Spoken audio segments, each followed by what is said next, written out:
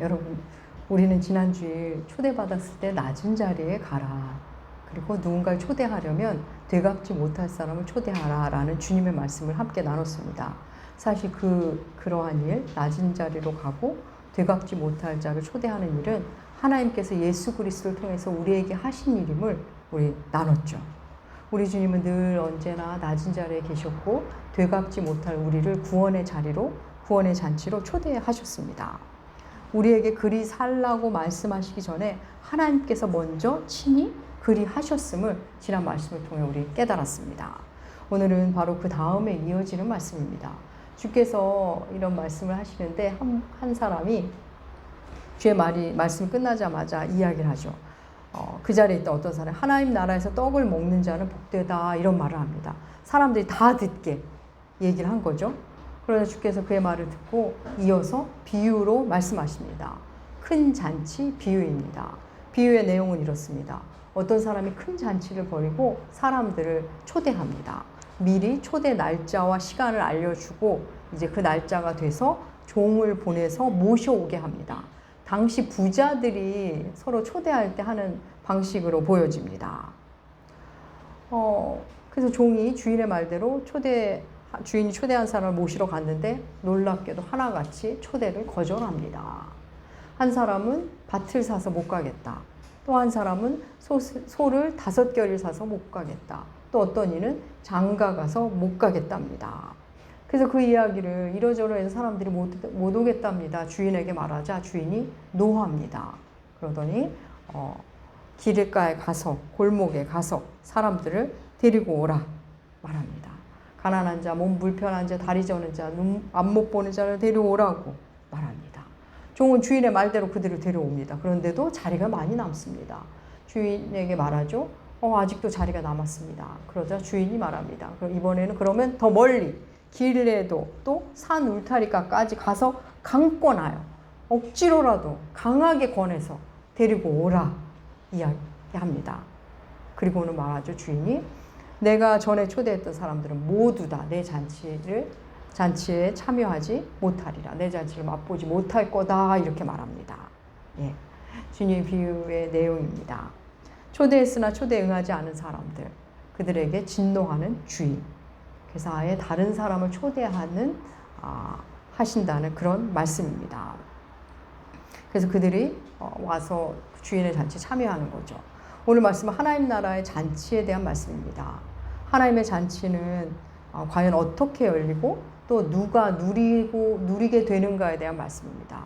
사랑하는 여러분, 오늘 말씀을 통해 하나님 나라가 무엇이고 하나님 나라를 어떻게 만나고 누릴 수 있는지를 잘 만나시고 누리시는 여러분들 되시기 축복합니다. 주님이 지금 하나님 나라를 잔치로 비유하십니다. 하나님 나라는 하나님이 친히 베푸시는, 배설한다 그러죠. 주께서 친히 배설하는 잔치입니다. 그리고 하나님이 베푸시고 사람을 초대하는 방식으로 이루어집니다. 하나님의 초대, 신의 초대입니다. 신의 초대. 우리는 자꾸 하나님이 신이시라는 걸 잊어버리는데 신께서, 창조주께서 초대를 하십니다. 성경에는 초대에 대한 이야기가 많이 나오죠. 아주 대표적인 것으로 신약에 우리 예수님의 초대가 나오지 않습니까? 마태복음 11장에 보면 수고하고 무거운 짐진 자들아 다 내게로 오라 하면서 주께서 우리를 초대하십니다. 하나님 나라는 그렇게 초대로 시작합니다. 주님은 예수께로의 초대, 그러니까 하나님 나라는 그렇게 시작합니다. 구약의 말씀도 한번 찾아볼까? 한 군데만 보겠습니다. 이사야서 55장 1절 말씀. 주보에 실었습니다. 이사야서 55장 1절 말씀을 함께 읽겠습니다. 오라 너희 물로 나오라 돈 없는 자도 오라 너희는 와서 사 먹되 돈 없이 값 없이 와서 포도주와 젖을 사라. 오라고 말씀하시면서 초대하면서 돈 없어도 괜찮다. 그저 와서 먹고 누리라고 하십니다. 사랑하는 여러분, 주님은 늘 우리를 초대하십니다. 예수께서 부활하시고 갈릴리 바닷가에서 제자들을 만날 때도 친히 생선을 구워주시며 와서 조반을 먹으라고 말씀하셨습니다. 주님이 베푸시는 식탁은 여러분 모자람이 없습니다. 우리 오병이어를 기적을 통해 드러내시지 않습니까? 배불리 먹고도 12바구니가 남습니다. 7병이어도 그렇죠. 배불리 먹고 7광주리가 남습니다. 주님의 식탁은 모자람이 없습니다. 물론 이 식탁은 말씀의 잔치, 예수가 주는 잔치를 상징합니다. 성경은 내내 하나님 나라를 하나님이 준비한, 하나님이 베푸는 잔치로 비유하십니다. 사랑하는 여러분, 신이 준비한 잔치, 신이 베푸는 잔치 여러분 참여하고 싶지 않으십니까? 다 참여하고 싶을 겁니다. 궁금해서라도. 도대체 어떤 잔치일까? 누구나 가고 싶어 할 것 같습니다. 그런데 놀랍게도 이를 거절하는 사람들이 있습니다. 오늘 비유에 나오죠? 한 사람은 밭을 사서 돌봐야 한다고. 한 사람은 밭이 생겼으니 그 사람이 얼마나 마음이 분주하겠습니까? 또 다른 한 사람은 소를 5겨리를 샀답니다.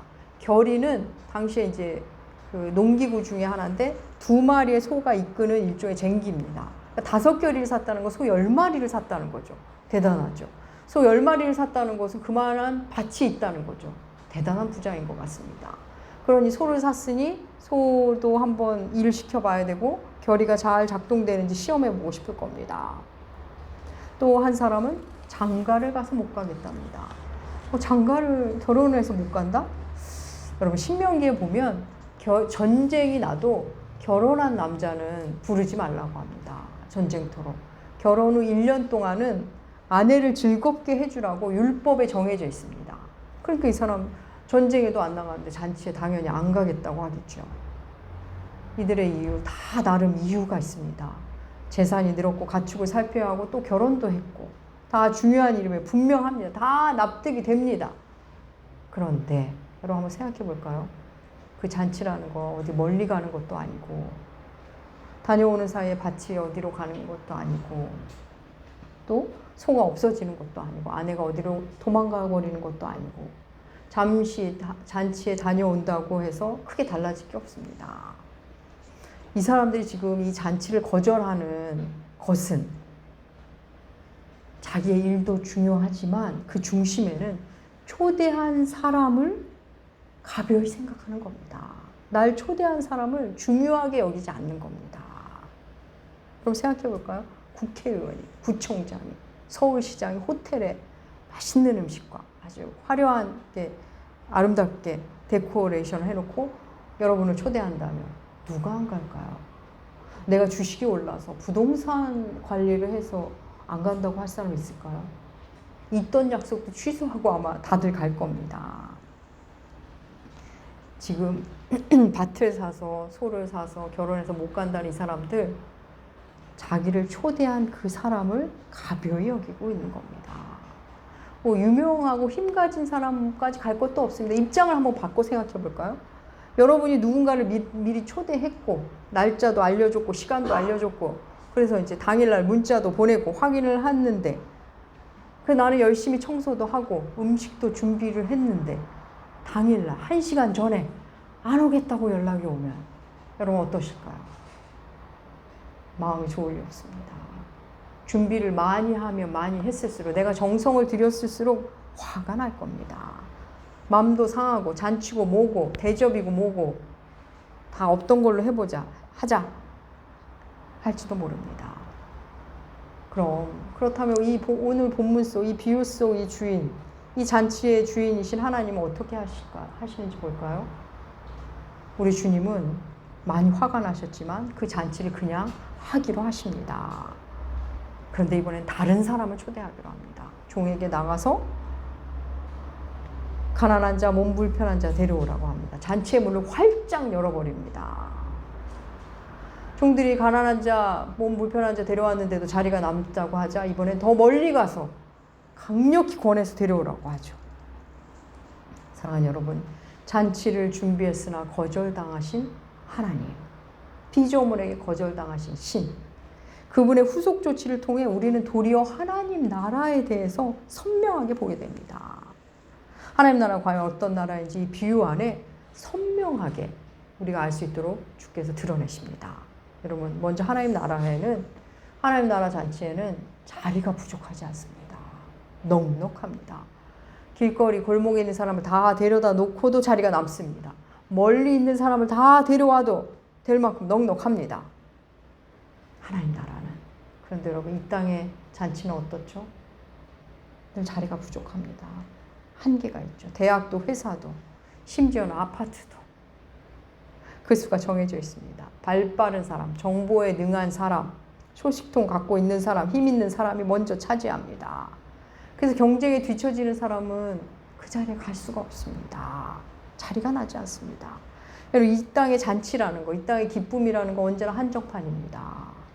하지만 하나님 나라는 그렇지 않습니다. 언제나 자리가 많고 넉넉합니다. 또 하나님 나라는 누구에게나 열려 있습니다. 시험을 보지도 않고 추첨을 하지도 않습니다. 신분을 보지도 않고 자격을 따지지도 않습니다. 어디 출신이냐, 뭐 하다 왔냐 묻지 않으십니다. 그런 걸 묻는 건 세상 나라입니다. 이 땅에서 좋은 자리, 좋은 잔치일수록 사람이 몰리고 사람이 몰릴수록 자격 조건이 까다로워지죠. 근데 하나님 나라는 그렇지 않습니다. 조건이 없습니다. 하나님의 사랑이 한이 없기 때문입니다. 여러분, 어떤 이단은 요한계시록의 14만 4천을 어떤 제한된 숫자로 보는데, 여러분 성경을 한 번만 제대로 읽어도 그런 이단에 빠지지 않습니다. 그 이단이 거짓이라는 걸 쉽게 알 수 있죠. 그런데 여러분, 이렇게 열려있는 하나님 나라, 그 나라에 못 들어가는 사람이 있습니다. 어떤 사람이죠? 스스로 그 초대에 거절한 사람입니다. 나중에 땅을 치며 후회해도 그들은 들어갈 수 없습니다. 우리는 하나님의 구원에 대해서 예정과 선택이란 말을 하곤 하죠. 신학자의 말을 빌어서. 근데 여러분, 그런 말을 할 땐 굉장히 조심하셔야 합니다. 하나님은 누구에게나 다 기회를 주십니다. 누구에게도 다 초대를 하십니다. 누구 초대장을 보내시는 겁니다. 그런데 우리들이, 자신들이, 그들이 거절한 겁니다. 자신들의 마음을 잘 들여다보면 다 수긍할 수밖에 없어요. 인정할 수밖에 없을 겁니다. 여러분, 오늘 비유의 말씀 속에 초대를 거절한 그 사람들, 1차적으로는 유대인들, 이스라엘 사람을 말합니다. 그 유대인들이 거절한 그 자리, 다른 이를 데려오죠? 바로 우리입니다. 이방인인 우리들이 그 자리에 갈 수 있게 된 겁니다. 누가 거절하면 그 혜택이 다른 사람에게 돌아가듯이 유대인들이 그걸 거절해서 우리 이방인인 우리가 그 자리에 가게 된 겁니다. 이것을 사도 바울은 로마서에서 이렇게 말합니다. 로마서 11장 30절 주보에 실었습니다. 우리 함께 읽겠습니다. 너희가 전에는 하나님께 순종하지 아니하더니 이스라엘이 순종하지 아니함으로 이제 금을 입었는지라. 그렇습니다. 이스라엘이 순종하지 않아서 하나님의 초대를 거부해서 우리에게 그 잔치의 문이 열리게 된 겁니다. 그렇게 초대받은 우리들이 이렇게 주일마다 주님을 예배할 수 있게 된 겁니다. 그런데 여러분, 그 하나님을 믿는 우리가 어느새 그 이스라엘의 자리에 가 있습니다. 나는 언제든 하나님 나라에 들어갈 수 있어. 나중에 가면 되지. 예. 그런 마음으로 사는 사람들. 이스라엘 백성들이 가졌던 그 선민사상. 우리는 선택받았으니까 언제든지 나는 가면 언제든지 하나님 받아주셔. 라는 그 생각. 오늘날 그 생각으로 사는 사람들이 있죠. 우리가 어느새 그 자리에 가 있는 겁니다. 그렇다면 여러분, 이제 오늘 본문 속에 이 하나님의 초대를 어떻게 해석하고 우리는 어떻게 받아들여야 할까요? 사랑하는 여러분, 하나님의 초대를 우리가 천국 들어가는 것만으로 생각해서는 안 됩니다. 하나님은 지금도 오늘날도 계속 우리를 초대하십니다. 먼저는 예배로, 말씀으로, 관계로, 사건으로 초대하시죠. 여러분, 교회의 가르침은 결국 모두 초대입니다. 누군가를 통해 만남이 시작되고 그 안에서 서로를 누리고 그러면서 하나님을 만나는 거, 하나님의 초대입니다. 하나님의 그 초대에 응하지 않은 자는 그날 천국의 초대를 기쁘게 가지 못합니다. 그게 초대인지 모를 수도 있습니다. 여러분, 이런 겁니다. 마치 학교 공부 하나도 안 한 아이가, 학교 숙제 한 번 제대로 안 한 아이가 그냥 어영부영 고3이 됐습니다. 고3이 돼서 이제 수능 한 서너 달 앞두고 나 이제 서울대 갈 거야. 그 아이가 갈 수 있을까요? 취업 준비라고 하나도 안 하더니 취업 시험 일주일 전에 나 이제 취업 준비해야지. 그런다고 취업이 될까요? 공부로의 초대에 응한 아이들이 여러분 원하는 대학에 가는 겁니다. 내가 작은 초대에 응했을 때 점점 큰 잔치의 초대를 볼 수 있는 눈과 그럴 기회가 열립니다. 사랑하는 여러분, 하나님 나라에 함께하지 못하는 거 초대 못 받아서 그랬다고요? 결코 아닙니다. 하나님은 어떤 통로를 통해서도 늘 초대하십니다. 내가 예전에는 찬양팀도 하고요, 봉사도 하고 헌신도 하고 교회에서 교사도 하고 그럴 때가 있었어요. 제가 지금은 교회 다니지 않지만. 이렇게 말하는 사람이 생각보다 의외로 굉장히 많습니다. 제가 옛날에는 모두했어요. 지난 날을 얘기하는 거 보면 그분도 어떤 하나님 나라의 잔치를 살짝 맛본 분 같기도 합니다. 그런데 그들이 왜 지금은 이렇게 하나님과 멀리 떨어져 사는 걸까요? 스스로 거절한 겁니다. 이런저런 얘기로 거절을 한 거죠. 그게 아니라면 그 당시에 하나님 나라에 초대받아서 갔지만 하나님은 만나지 못하고 그냥 사람들, 친한 사람들, 이벤트, 환경에만 집중해다 왔을 가능성이 큽니다. 그래서 하나님을 가볍게 느끼는 겁니다. 그래서 신의 초대인데 국회의원, 구청장, 서울시장의 시장의 초대만큼도 생각을 못하는 겁니다. 사랑하는 여러분, 우리는 내가 어디에 주로 초대받는가를 보면 어떤 사람이 날 초대하는 거 보면 내 삶의 자리를 이렇게 의외로 진단할 수 있습니다. 게임의 자리, 도박의 자리에 누가 날 자꾸 초대한다면 난 지금 그렇게 살고 있다는 겁니다. 그렇게 살아왔다는 거죠.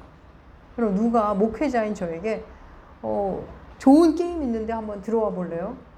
주식 괜찮은 거 있는데 한번 투자해 볼래? 이런 사람 있을까요? 한 명도 없습니다. 제가 그런데 전혀 관심이 없다는 걸 다 알죠. 그럼 사회적으로 한동안 아주 시끄러웠던 N번방 사건 아시죠? 그런 음란한 채팅방에 아무나 초대할까요? 들어올 만한 사람에게 그 초대장이 가는 겁니다. 또 이번엔 반대로 생각해 볼까요? 여러분은 어떤 일에 사람을 초대하십니까? 요즘 사람들 인터넷에 근거도 없이 돌아다니는 뉴스, 확인도 안 되는 것을 자꾸 이렇게 막 돌리더라고요. 문자나 카톡으로 사람들이 막 그런 걸 피곤해하는 분들 많이 보는데 그들 역시 나름 초대하는 겁니다. 그 사람들을. 내가 좋아하는 것, 내가 믿는 것을 자꾸 불러드립니다. 부동산에, 주식에, 거기에 가치를 자신도 두고 있고 그들도 두고 있기 때문입니다. 사랑하는 여러분, 오늘날 사람들은 수많은 초대를 받고 그 초대에 반응하며 삽니다. 폭력적인 게임과 영화, 우리의 두려움을 자극시키는 영화, 허영심을 자극시키는 드라마와 광고들. 우리는 그런 세계로 계속 초대를 받습니다. 근데 그 초대에 응해서 내가 가면 그 잔치에서 물들어옵니다.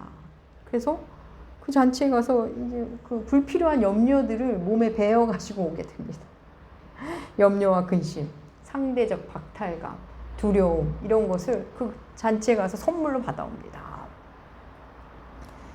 제가 요즘에 이제 가끔씩 조금 이른 시간에 이렇게 산에를 잠깐 갔다 오는데 조금 이렇게 조금 이렇게 사람도 별로 이렇게 많지 않고 오가는 사람도 낮보다는 적겠죠? 그럴 때 이제 혼자 새벽에 내려오면서 잠시 벤치에 앉아서 숲이 너무 아름다워서 숲을 이렇게 바라보며 하나님 생각을 하다가 문득 이런 생각이 들었습니다. 숲속에서 무서운 일 일어나는 영화 많지 않습니까?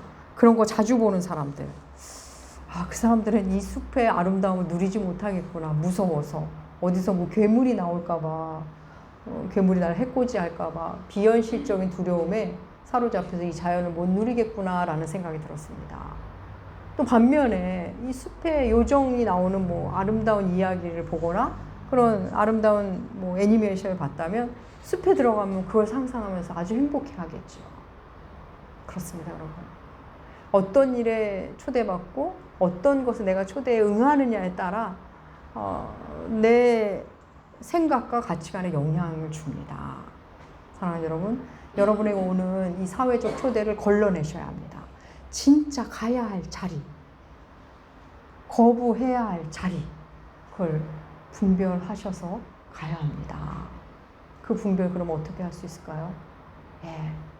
하나님 나라의 초대에 응하면 그 분별의 힘이 생깁니다. 분별력이. 하나님 나라의 초대에 응한 사람들, 그 잔치에 맛본 사람들은 이제 압니다. 밭을 사고 소를 사고 장가 가고 그 모든 일이 하나님 반대편이 아니라 하나님 나라의 반대편에 있는 게 아니라 그 모든 일을 통해 하나님 나라를 경험하게 된다는 것을 알게 됩니다. 사랑하는 여러분, 내 삶의 목적이 하나님께 있으면 내가 하나님 나라의 통치를 받으면 내가 하나님 나라가 됩니다.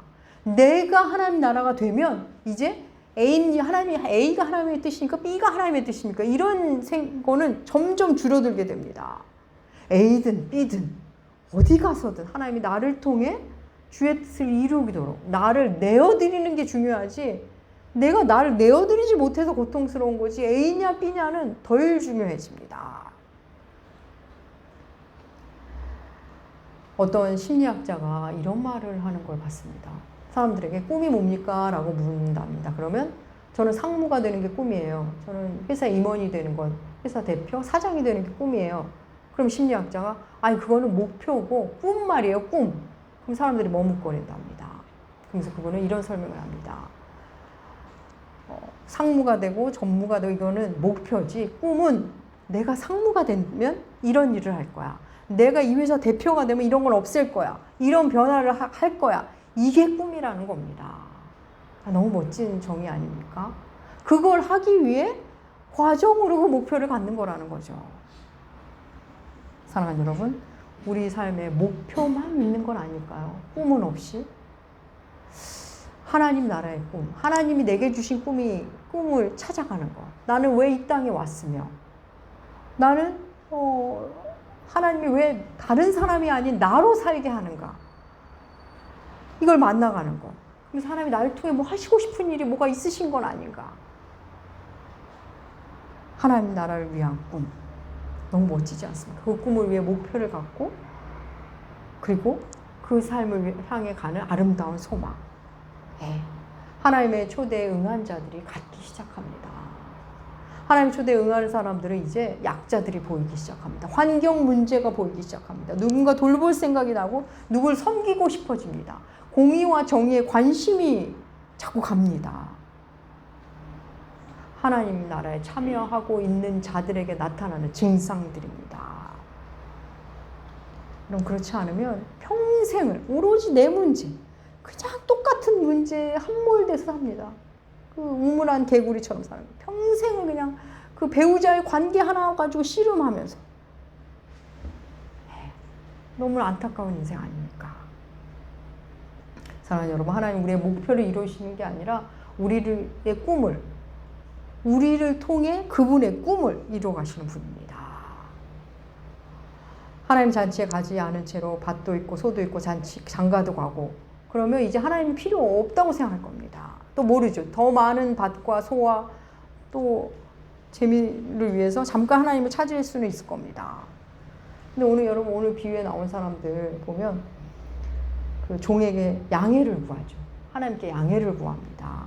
제가 지금 주식 때문에 지금 부동산 관리하느라 뭐 때문에 지금 하나님 나라에 마음을 쓸 수가 없네요 하면서 양해를 구합니다. 지금 초대 응할 수 없습니다.